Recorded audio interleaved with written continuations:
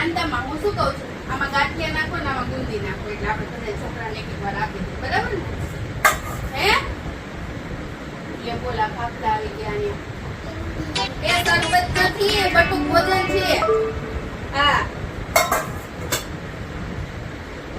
બોલો, આ ગોપી મહિનો છે, ભાભા મહિનો નથી. આમાં તમને શરબત દઈ દે, પ્રસાદી દે, હવે બટુક ભોજન છે તો કે અમને ગુંદી ગાંઠી આપવાનું કોણ સમજાવે? એ ઘર ભેગા થાવ, અહીંયા કઈ કામ નથી. આ ડોસીનું છે બધું. હાલો, હા બટુક ભોજન છે.